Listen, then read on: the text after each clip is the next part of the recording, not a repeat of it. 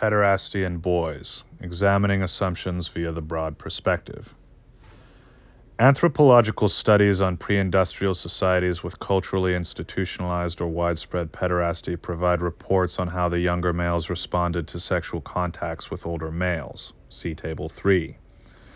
Among the Javanese, men remembered their boyhood pederastic experiences entirely positively despite the researchers probing to uncover negative cases.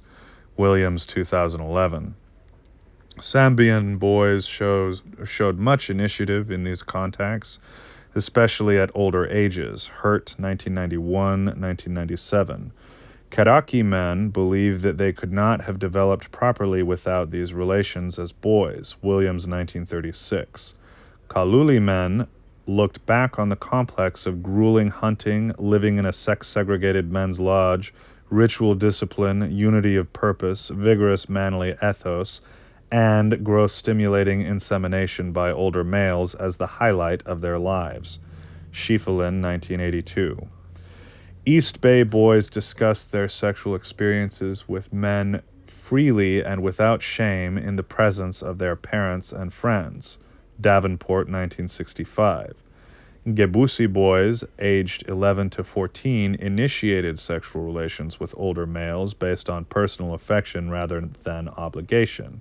Hurt, 1991. The bond between Marind Anim boys and their adult male partners was extremely strong, which was apparently facilitated by the sexual interactions. Van Baal, 1966. Likewise, pederastic relations were extremely close among the Big Nambas, Laird, 1942. Among the Kiman, pederastic behavior would stop after adolescence, but, quote, nevertheless, a lifelong emotional relationship, often, unquote, resulted. Serpenti, 1984, page 305.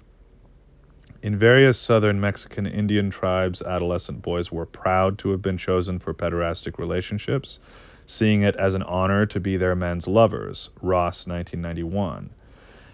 And being a Tongan boy wife was not just good for security, but for the, quote, fun it afforded. Murray and Roscoe, 1998. What is important to point out about these reactions, which are diametrically opposite to clinical characterizations and popular suppositions in the modern West, is that they came from boys in cultures in which pederasty was acceptable and often esteemed.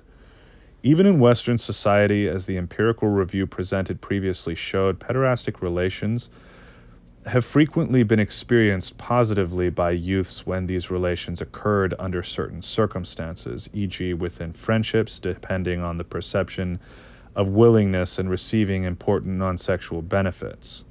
Notably, these Western relationships all occurred within a cultural atmosphere highly condemning of pederasty, a circumstance that was likely to influence the boys' perceptions of their experiences to some degree negatively, depending on the extent to which they were exposed to the moral negatives about pederasty or homosexuality and had actually absorbed them. C.F. Constantine, 1981. The net positive response in these cases implies that the perceived benefits outweighed the perceived moral negatives. If this latter factor were turned into moral positives, as it would have been in cultures approving and encouraging pederasty, then it follows that net positives in the population of experiences would increase sizably. Culture contributes significantly to the interpretation of personal experiences, sexual or otherwise, and must be taken into account for valid understanding of reactions. Hurt, 1997, Williams, 1999.